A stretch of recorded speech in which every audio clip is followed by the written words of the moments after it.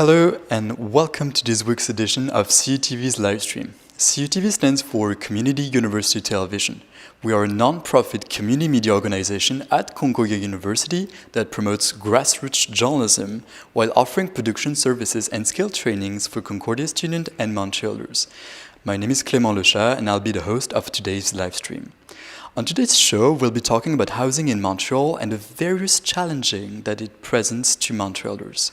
We'll also look into some of the potential short and long-term solutions to the crisis that various actors have posed to the city and policymakers.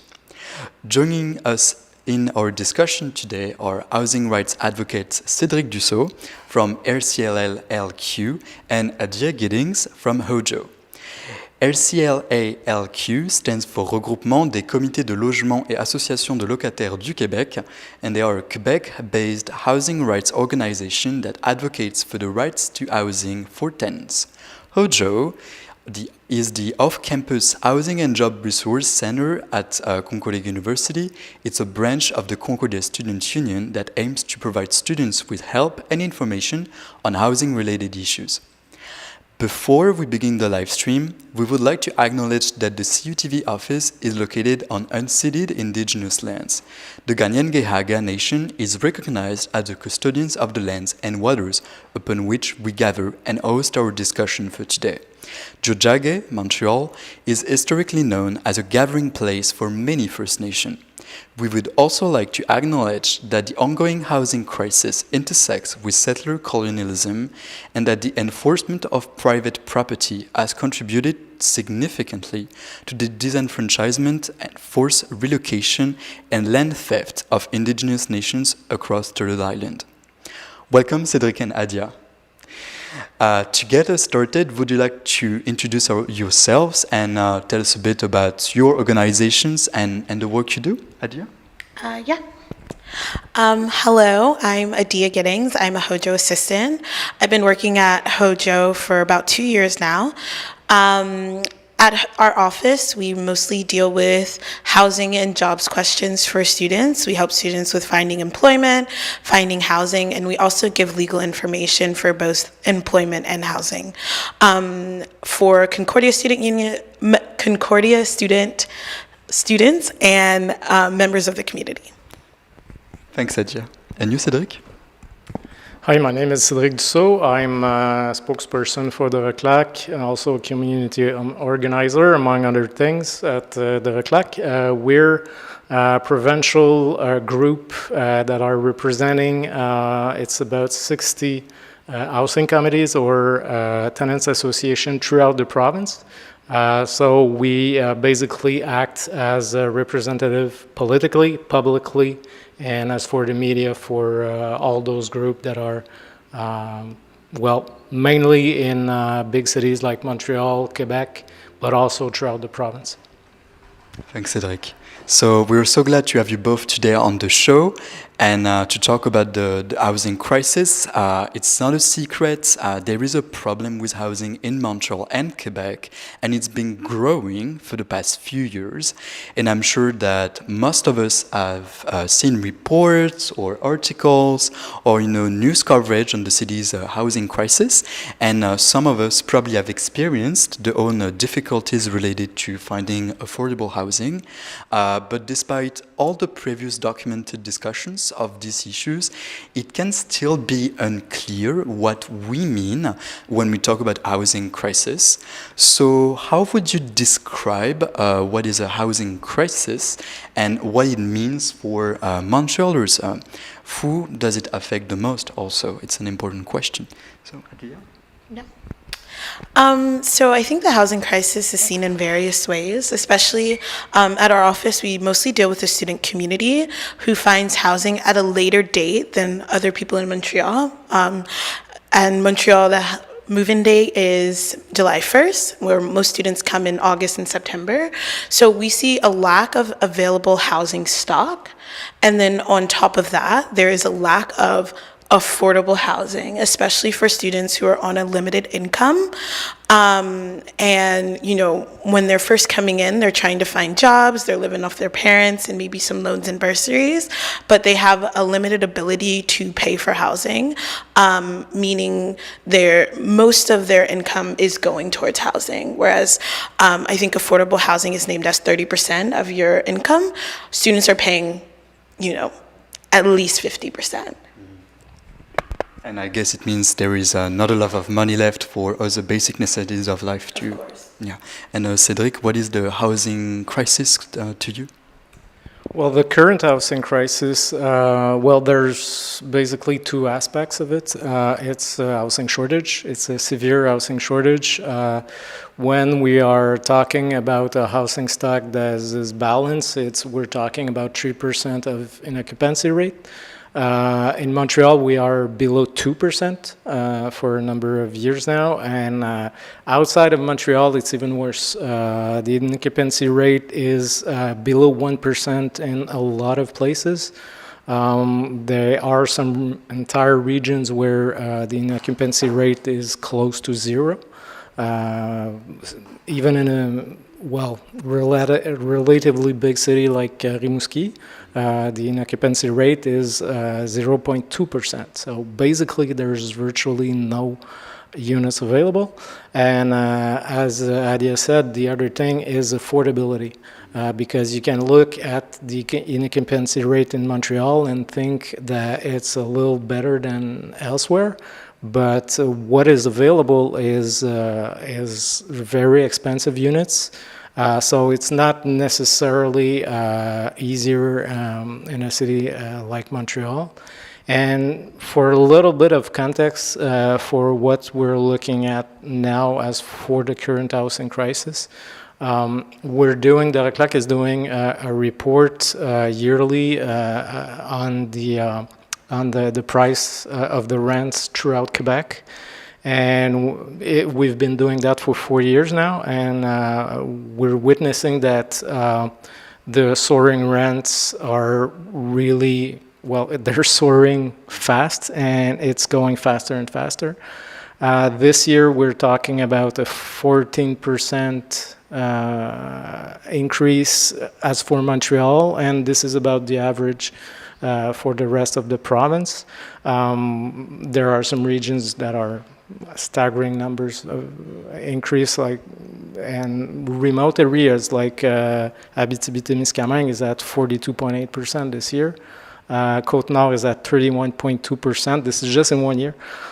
So what we're looking at mainly as for the current housing crisis is the prices are going up really fast and really high, and there's basically no relief in sight, because as we're looking at the policymaker and the government, their decisions are not going in the right direction. In fact, we could talk about it later with Bill 31, but in fact, it's going in the opposite direction. So. Thank you both for your introduction, and that's true that it's a discussion that goes beyond the borders of Montreal and the island of Montreal, and the entirety of the province is impacted. And as for Quebec, the traditional moving day, as you said, Adia, is on July 1st, and this year housing organizations reported that almost 700 households did not manage to sign a lease and were unhoused on this day, the 1st of July, including 115 in Montreal. Last year it was about 600 households who were in this situation. What did this say about the current state of the housing situation in Montreal? Yeah. Just wanted to restate that, you know, we mostly deal with the student community, and they move in at a later date. So this is just kind of the first wave, especially because this is what housing groups are reporting. So this is just the first half of it, and for the rest of July, you'll see more and more people reporting that they still did not find housing. And it says a lot about the current state of the situation, meaning there isn't a lot of housing available, and the housing that is available is not affordable for average Montrealers, average Quebecers, and yeah, it's increasingly getting worse. And what are some of the stories that you heard recently? Who are the students who required help recently at HOJO? Well, mostly it's just a big rush to find something. Some students are reaching out to hostels and other things just so that they have a bed for July. As most students are moving in again in August, we are having workshops that are available to the student population online, and we're seeing a huge amount of attendance and people searching for housing as of right now. But the search is going to be difficult, and we are seeing students who are in shared apartments, shared bedrooms, converted living rooms into bedrooms, just because the housing that is available is not affordable to them because they're on a limited income. And the situation for student housing will be even more complicated in September, if I understand you, because they'll move at this moment, and the units available, it will only what's left, basically. Yeah. And Cedric, what does July 1st mean? And these figures, almost 700 people unhoused on July 1st. Well, this is, of course, July 1st is a difficult time for tenants, but it is important to say that the problems don't stop after July 1st. In fact, what our members are reporting is that the weeks, even the months following July 1st are even worse. Why? Because there's a lot of people that are finding temporary solutions, and as it says, those solutions are temporary. The other thing is, as for the elected officials and as for the public in general, July 1st is treated as like a media operation. It's treated as public relations. So there's a lot of focus on July 1st, but when you move later in the year, the emergency help is not necessarily as readily available. The availability of housing is even more scarce. So it is a problem that doesn't go away after July 1st. And as I said, the problem is really increasing outside of Montreal in the recent years. The rents really have gone up outside of Montreal. The availability is even more problematic outside of Montreal. And contrary to Montreal, there is no emergency service available all year long. So in general, this puts a lot of pressure on tenants, and it's just a few weeks after July 1st, people do not necessarily find a proper housing. It's also that when you look at the numbers, you look at close to 700 households that we're still looking for a place to live on July 1st, but you have to consider that there's a lot of people who are not necessarily accounted for, that do not necessarily have proper housing situation. They have temporary solutions, or they live in housing conditions that are practically unsustainable. There's also a lot of people who are camping in the summer. It's not like leisure camping, it's camping by necessity. So when the fall is coming in, this is more complicated.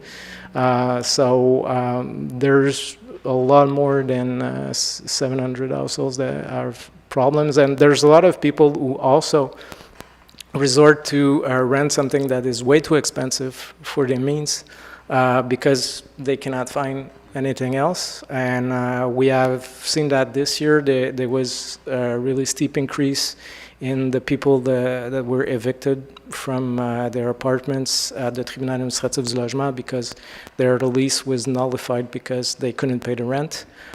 So you have to consider that also that. Yeah. Yeah. Yes, and what's happening on July 1st is just probably the tip of the iceberg, and housing remains a struggle all year long, that's true. And in the case of Montreal, what's very interesting to consider is that the city used to have a reputation of being a quite affordable city, you know, in comparison with Toronto and Vancouver. A lot of politicians always refer to these cities as a point of comparison with the city of Montreal. And Montreal was even seen as an ideal alternative if you wanted to find somewhere cheap to rent in Canada. For example, there is some interesting data, such as from the Canada Mortgage and Housing Corporation.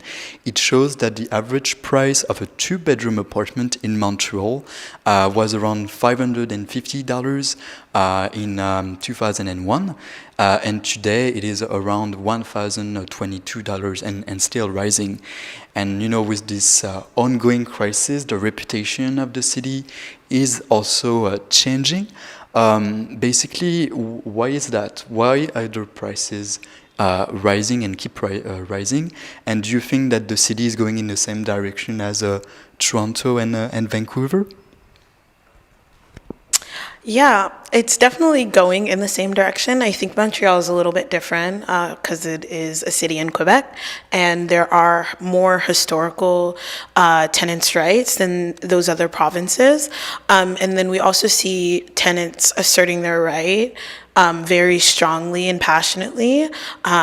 With like Bill 31 that just came up, there was a huge protest, and I don't see tenants in Montreal and Quebec in general just allowing things to happen.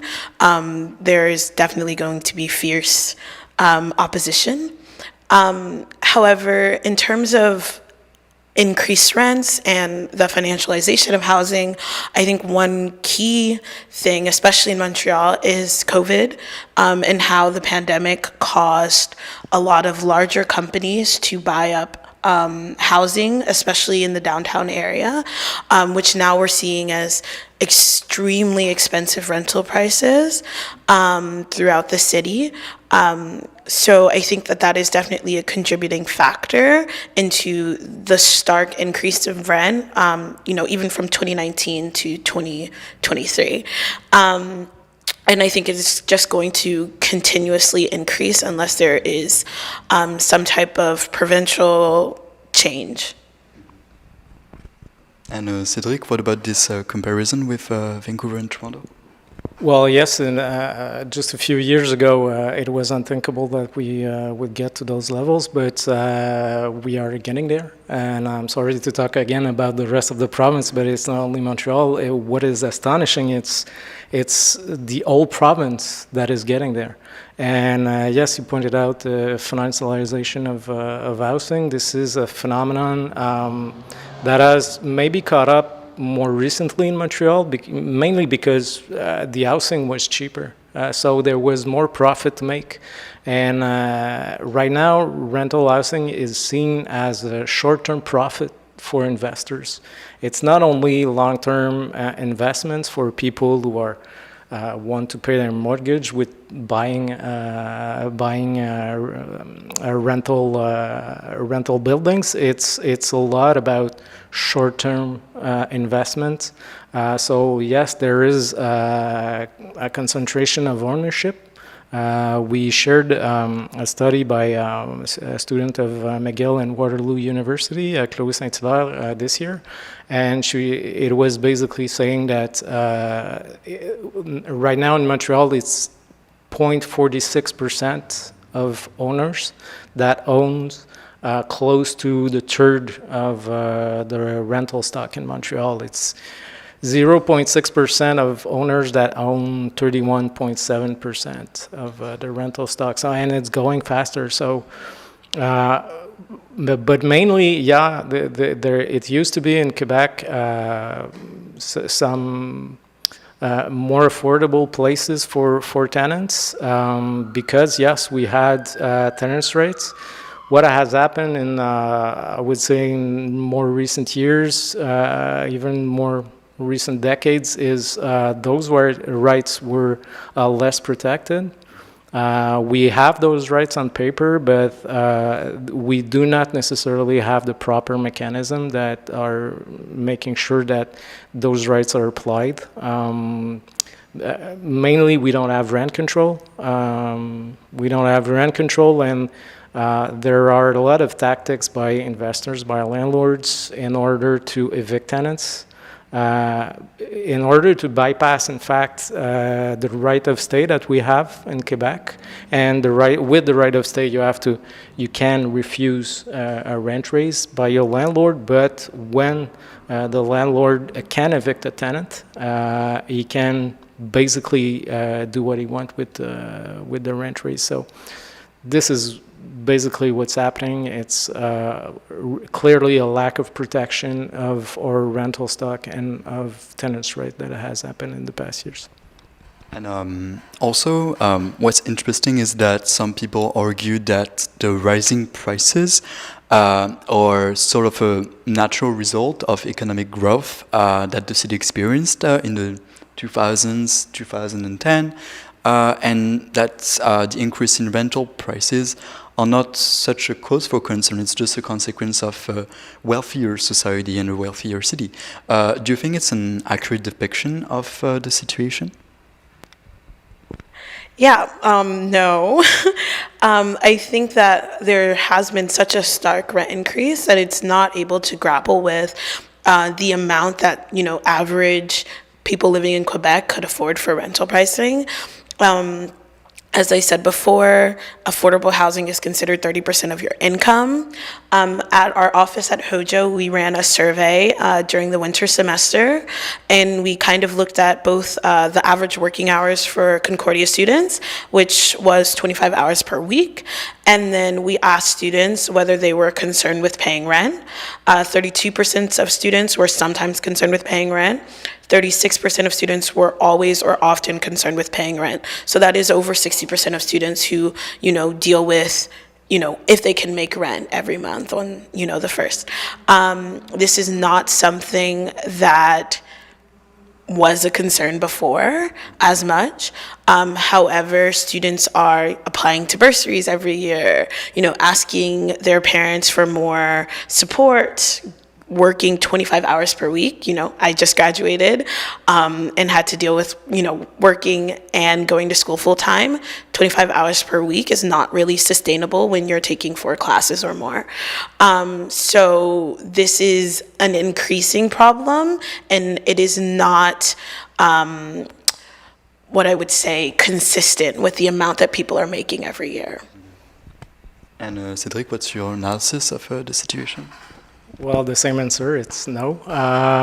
The income has not followed suit. Clearly not. When we're looking at the increase of the available units, it's going like almost 3 times the rate of inflation. And of course, the income doesn't grow nearly as fast as inflation. So there are a lot of tenants also who are living really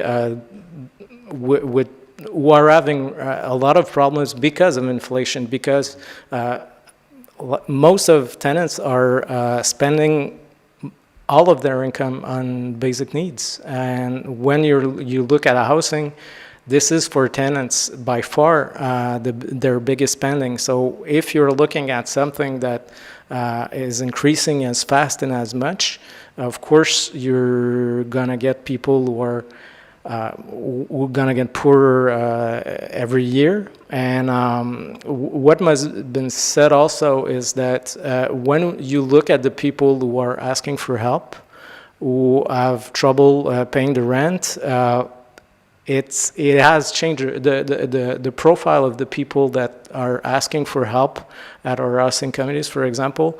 It has changed in recent years. You have middle class people now who are not able to find affordable rent, who are not able to pay the rent, or who are spending way too much of their income on rent.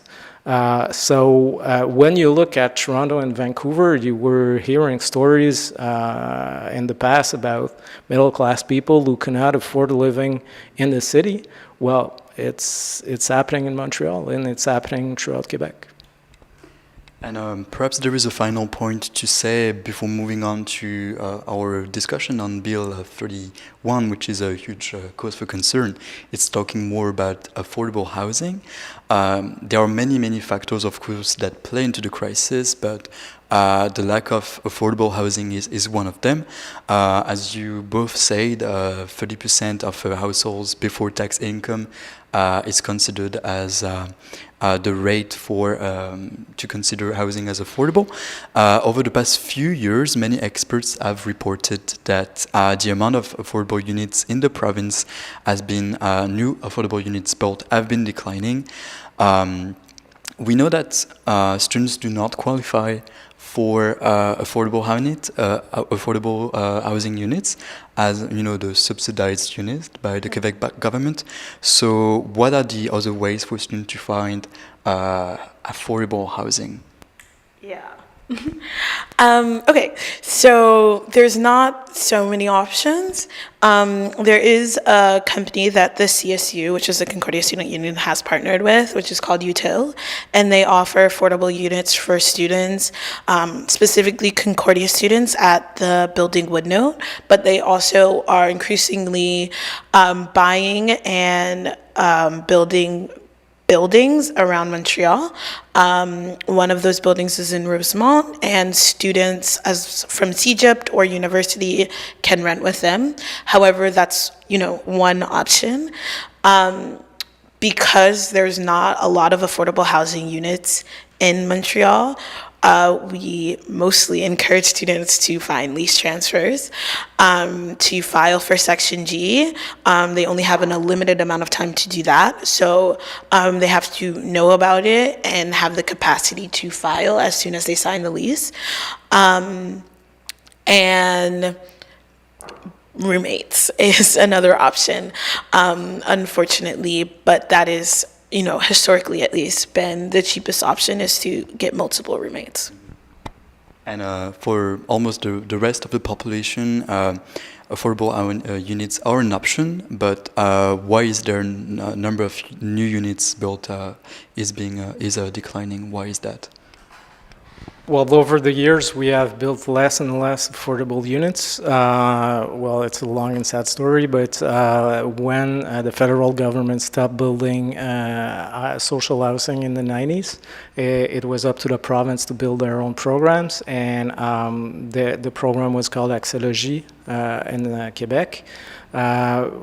It was not financed enough, so it was building less and less housing every year, and the current government just stopped financing it completely. So in close future, there won't be any social housing built, and the private sector is completely unable to build affordable housing. And we also have to look at all the units that we have lost, all the affordable units that we have lost over the years, mainly because we don't have proper rent control. And there are other factors, like, for example, short-term rental. We have lost in Montreal more than 10,000 units over the years to short-term rental. So we are not protecting our affordable units well enough. So I would say, as for the solution for the main population, is yes, it would be to do lease transfer when you can still do it. But also, you can file for Section G, but it's more difficult. The real thing is that it must be taken charge by policymakers in order to protect the tenants' rights and also the affordable renting stock. Otherwise, it's really too heavy on the tenants to search for affordable housing and protect the affordable housing stock by themselves. So that's why we are organizing and we are asking for political solutions. So thank you both for explaining the context behind the housing crisis, and I think that now we understand better what's happening. But now let's talk more about the immediate context, and especially Bill C-31. So on Thursday, June 22nd, your organization was present at a protest in the Parc Extension borough of Montreal, but also in Quebec City. And so it was against the proposed amendments to Bill C-31. For the listeners who may not be aware of what's happening, could you please just explain why you were present at this protest? Yeah, it was. We were co-organizing the protest with the Comité d'Action de Parc Extension. Mainly, it's because Bill 31 wants to remove a right for tenants, that is the right of lease transfer.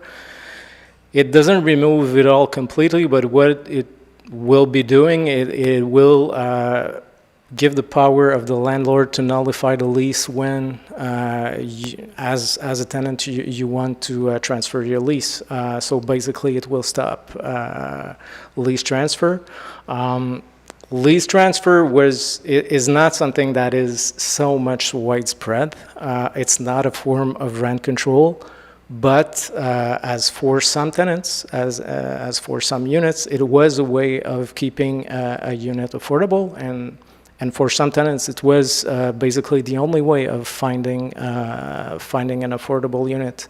And for some tenants as well, it was a way of just finding a unit, because Bill 31 was also a mean, Bill 31, lease transfer, was also a mean to avoid discrimination. So this is in the context of not addressing the problems that we are seeing with the housing crisis, like the soaring rents, also the multiplication of evictions, not addressing that, and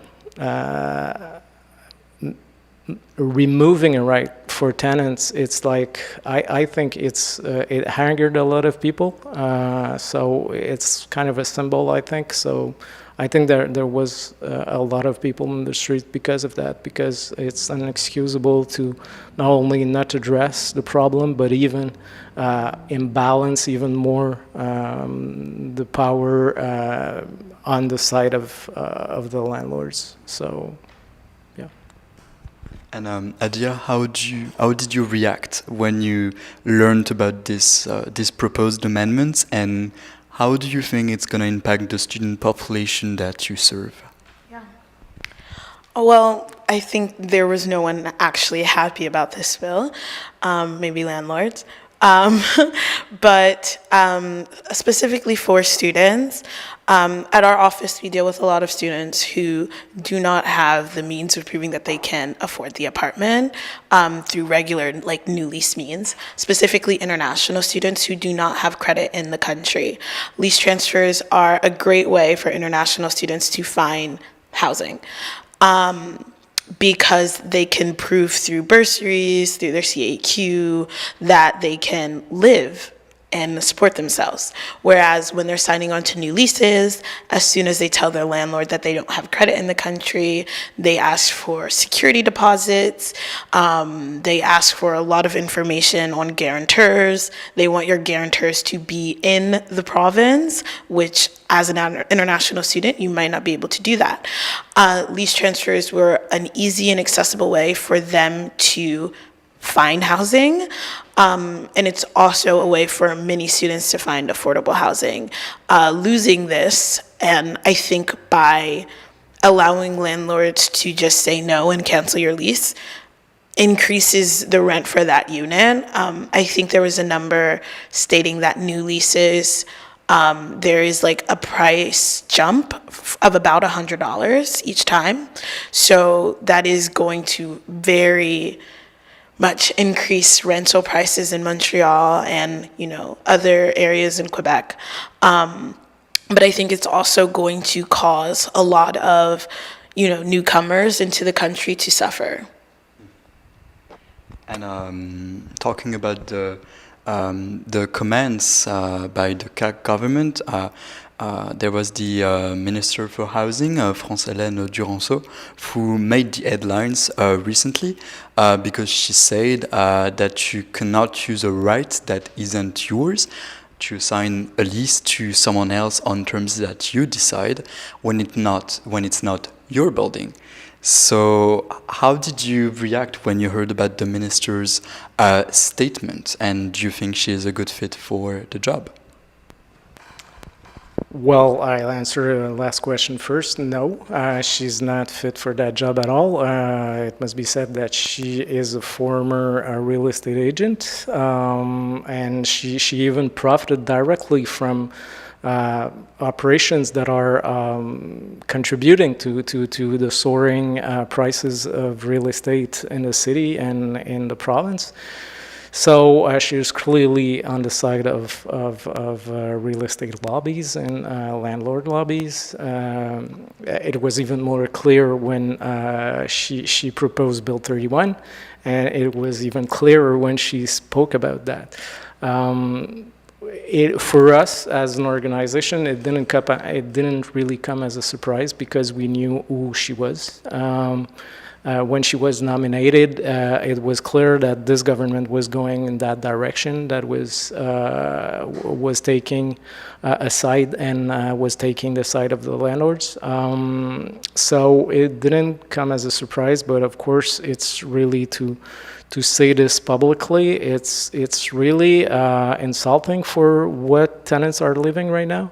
It's really politically, I don't know if it will be profitable for her, but as for the tenants who are representing 40% of Quebec population, this is really insulting. And as for what she said specifically for using a right that isn't yours, well, precisely, we have tenants' rights in Quebec because for protecting tenants over abuse by landlords. And this, I think, was showing that she do not understand the balance that there must be between the right of ownership and the right to housing that tenants have. So it was really angering comments. It was also not showing only and not understanding what tenants' rights are for, but it was also clearly despise for all the tenants' population in Quebec. And you, Adia, how did you react to this statement? I think her statement and other statements that she made caused a lot of anger, especially because one of her quotes was that the story of lease assignments or shopping between tenants is an obstacle to the property rights of property owners. And it poses tenants as leeches in a way, whereas tenants are not, getting a lease assignment because they want to save their millions of dollars. If they had that much money, they would probably own a place. Tenants are trying to look for affordable housing so that they can survive. And I think that it's very insulting that she made that comment in a way of posing tenants as some type of burden for a property owner to survive. Property owners with lease assignments could still increase rent between leases.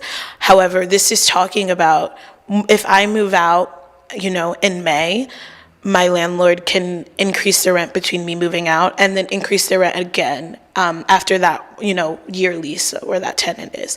So it's kind of like a dual rent increase in between tenants, which is not an obstacle of a property owner, but is an obstacle of every tenant in Quebec. And I think that her not acknowledging that fact is very insulting. Thank you both for commenting on Bill 31 and also the minister's statement. But if we try to move forward and now think more of the solutions rather than thinking about the problem, the way to tackle the housing crisis, both in the short term but also in the long term, in your opinion, I would like to know who are the stakeholders that we need and that need to take action in order to increase the supply of affordable housing and hopefully resolving step by step this crisis. Well, I think you spoke about short-term or long-term solutions. I think our problem that we have in Quebec is the result of not taking the long-term solutions. There is no magic trick that we can do to in order to make this crisis go away. We have, as soon as possible, must take the long-term solutions, and it's pretty simple. Is financing more social housing. Going the private sector route doesn't work to build affordable housing, so we must finance social housing, non-profit housing. That's what we must do in order to build more units that are available, and in order to stop losing the more affordable units that are within the private sector. We must have proper rent control, and this is something that we as an organization, we've been asking for 45 years now to the Quebec government, so we're still asking for it. That's still our main demand. And as for rent control, what we're talking about when we're talking about rent control, we're talking about a public rent registry, a rent registry that would be government-run, that would be provincial for all units in Quebec. And we're also talking about a limit of yearly rent increases. That must be not only for units when the tenants are staying in the apartment, but also when there is a change of tenant.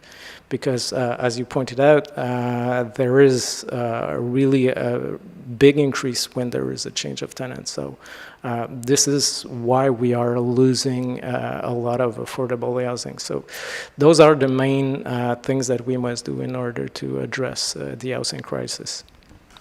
And according to you, Adia, on a student perspective, what's necessary to stop these hikes in rents? Yeah, so I talked about Util a little bit before. They're a non-profit that builds affordable housing units throughout Quebec, pretty much. And they got an investment from Montreal and Concordia and the Student Union to build a unit for Concordia specifically. I think they're also building a building with McGill's Student Association.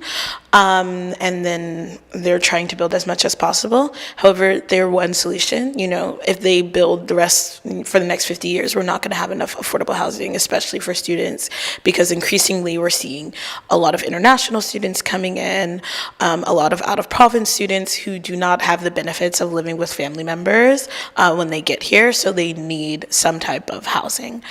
I think that there needs to be a city, provincial government, and community investment in affordable housing units.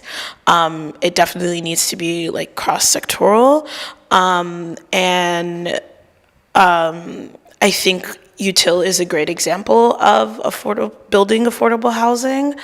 But there needs to be more solutions. It needs to be diversified. The only affordable housing for students should not be one company. So I think looking forward, we need to acknowledge that students also need access to some type of affordable housing. If that's not, social housing, I think that's fine, but there needs to be at least an option. And there needs to be a political solution and a plan to build first, and a plan to invest in the affordable housing units that we have now, especially looking at, areas like Little Burgundy and other neighborhoods in the city. The affordable housing units and the social housing units are uninhabitable at this point. They were built in the 80s and they have not been worked on since. You can see balconies held up by 2x4s. So looking at that, I think there needs to be a change. And also it's important to know which kind of affordable housing we want, because there is a pretty important definition point here that affordable can either mean 30% of your income, or it can mean 30% of the average price in a neighborhood. So we've recently been seeing so-called affordable housing units priced $1,000 and $200. So it's also about the definition, the type of housing we want. Something interesting to point out is that housing advocacy rights have been asking for many reforms and many changes over the years and have not been heard by the government. So who are the stakeholders that are going to change something? Right now, what can we do and who can do what exactly? Because it seems like the government is not listening. Well, I think we must organize. We must organize locally. If you're interested, we have a lot of local housing committees and there are grassroots movements. So anyone can be involved in those movements. You have to put pressure locally on city officials, and you also have to put pressure on the provincial level. Recently, you had some 14 mayors of different cities throughout the province that asked Quebec government for proper rent control and a rent registry.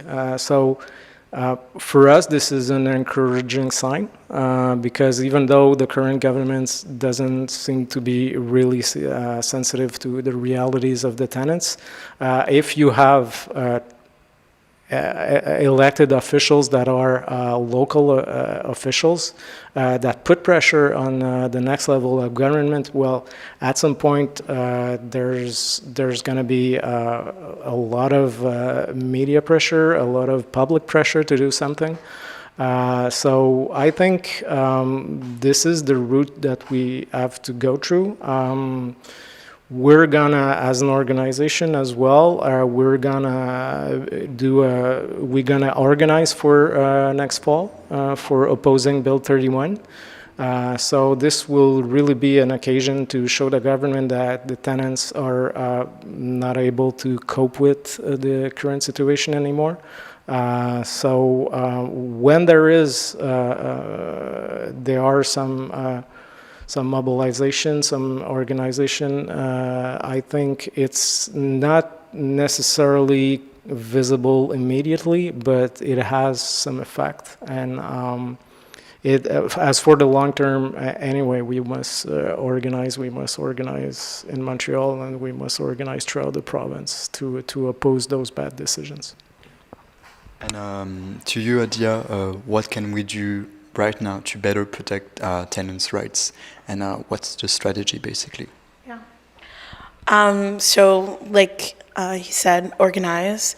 I think there's also the ability of students to reach out to the organizations that be, whether that be your student union, whether it be the university, to make changes and, get political if they have to, especially because of how this affects students specifically.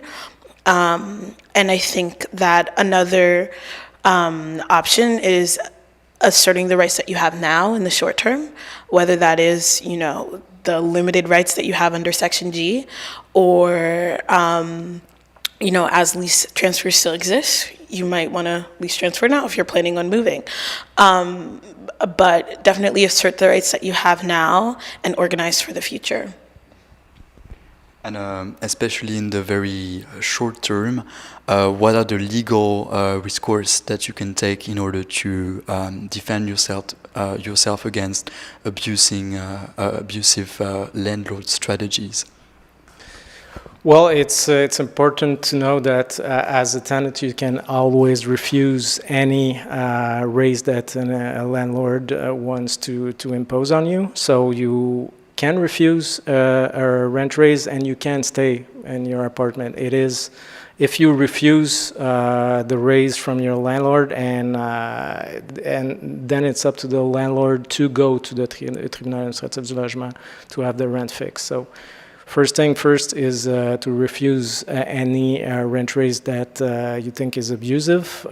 Second, you can also oppose an eviction. This is something that you can do. So when you receive an eviction notice, always contact as soon as possible your local housing committee or tenants association in order to act upon it.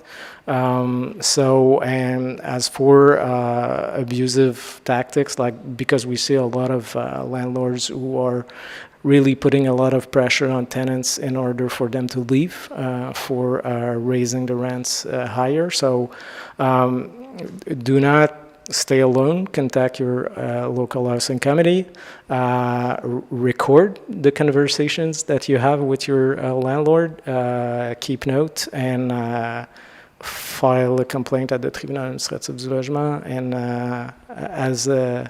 as you said, we must use all the rights, as little as we have, we must all use them, and while you can, transfer your lease. And especially for people who are facing immediate challenges, do you have any other recommendation or resources that you could point to? And especially what you have at HOJO? Yeah. So at HOJO, we do help students with filing at the tribunal. I think, it's only July 4th right now. So if you sign a July 1st lease, look at Section G and try to file in the next 6 days. On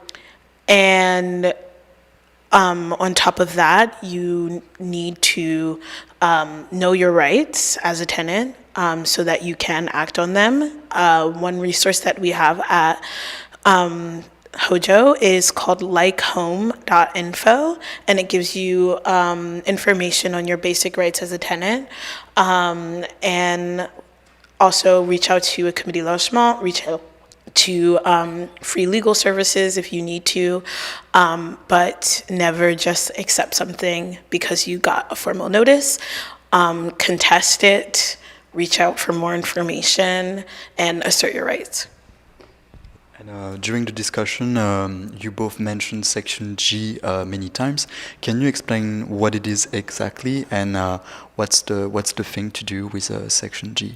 Mm-hmm. So if you have a Quebec lease, if you have any lease, but specifically if you have a Quebec lease, it is in Section G is where your landlord puts the previous tenant's rent. If that section is filled out, you have 10 days to file at the TAL upon signing your lease. During those 10 days, you file for a rent fixation hearing, and you'll go to the TAL to contest the difference in rent prices between tenants. If this section isn't filled out, and in most cases it's not, you have 2 months to file at the Tribunal Administratif du Logement. And if you ever find out that the landlord lied about the previous tenant's rent, you also have the right to file at the tribunal. And that is also 2 months upon finding out that there was a discrepancy in the number that the landlord entered into your lease.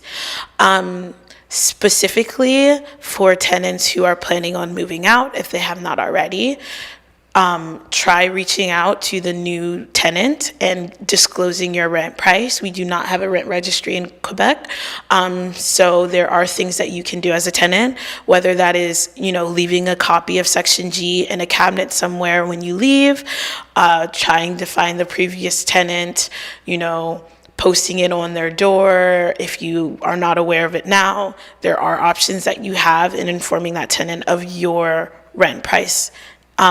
So if you have the capacity to do that, please do. And Cedric, do you think there are any other information or resource, especially resources at your organization, that you think is worth mentioning?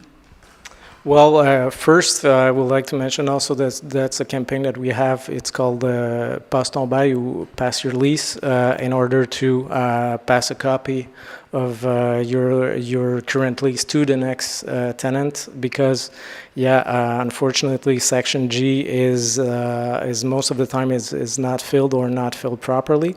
So this can give a tool for the next tenant in order to go to the Tribunal administratif du logement to contest the rent raise. As for other tools that we also have local housing committees who are having workshops. So when you're not sure that your rights are being abused or not, you can always contact your housing committees, and you can also attend the workshops to better inform on your rights. So that's what I would say, is contact your local housing committee. They have a lot of information for you. Thank you a lot to both of you. Do you think there is anything else you'd like to add, or do you have any conclusive words to say? I'm good, I think. Well, I just gonna repeat that we're gonna organize for a big moment as for September for Bill 31 study. So in the meantime, you can look at what organization is doing, at what a lot of people are doing in opposing Bill 31. There was a lot of creativity in a lot of images of the Minister of Housing and everything. You can still make your own. You can share the ones that you find. So we must make the government know that we won't back up on that, and that even though it's the summer, that we can still put pressure on them and keep it up until fall. So thank you again for your presence for this live stream. It is much appreciated. So thank you to all listeners for tuning in to our discussion on housing, featuring Adia Giddings from HOJO and Cedric Dussault from RCLALQ. We would also like to thank our volunteers, Rémi Caron and Joël Chomedal, as well as CUTV staff Marie-Fleur Kim, Manon Morin, Sophia Hurst-Basorski, Tianzi Han, Drew Oja J, and Madi Honorado for making this live stream possible. To see more CUTV coverage on the housing crisis, check out our YouTube channel for more videos on this